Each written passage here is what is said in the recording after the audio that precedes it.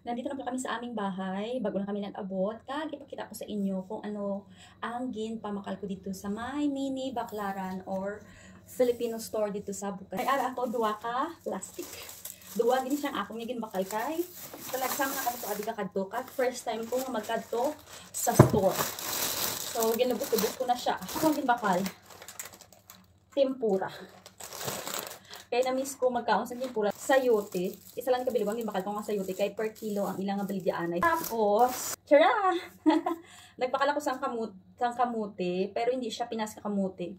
Halin siya hambal ni ate sa Africa. So, nagkuha lang ako isa kadako kay ginakilo man siya. Nagbakal ako sang rice flour. Kay para maubra ako sang puto ba. Or kalamay hati ah. Ano pa nagbakal gid ako sang duwa. So, ari, buldak. Duwa ka bilog ako ng bakal. Bakal man ako sa, ano siya man? Banana ketchup. Then, the next one, itong oyster sauce. Bakal man ako sa Filipino style spaghetti. Pero small size lang ni nga pack. Ang ginkuha ko. Tcharan! Ang corned beef nga Argentina. Kay nakita ko dabi bilang trending before ang sinigang nga corned beef. So, nagbakal ako para matistingan ko diri ang sabor ba sa sinigang nga corned beef. So, next time na ako magluto, kung may ingredients na ako para sa akon nga sinigang nga corned beef. Next, tara. Panglinis ni sang pupo ba? Ito sinigang ni cuticle remover. Diri tabi sa city namon. Wala diri baligya nga mo siniho. Even though nga may ari diri nga Chinese store, pero wala sila baligya sa amo sini nga cuticle remover. So, pakal na ako sang noodles nga Lucky Me. Bali beef ni siya ang iya nga flavor kay paborito na siya sang akon nga bana. Langka ni siya nga inkan kay diri magudlay mangita sang langka gid. Ang mabakal mo lang diri is nasa kan siya, tambo.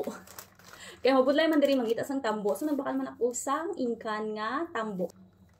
Huwag kalimutan ang sardinas.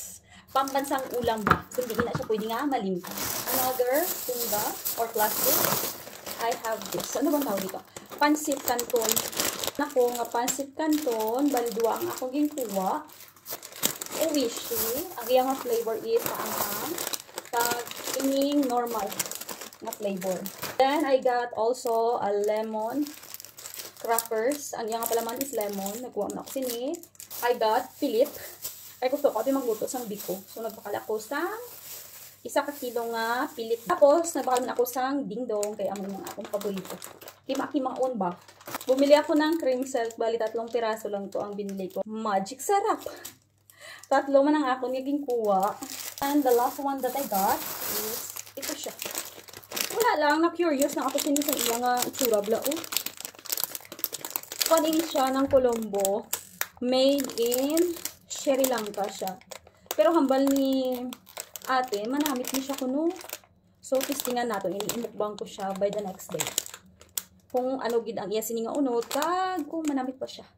Ay isa mga Pinay nga ari diri sa Romania, kag gusto makapamakal sang pagkaon nga Filipino food ba. Katulak mo dito sa may mini Baclaran kay hindi siya mabudlay pangitaon kay dako ang iya ngalan dito.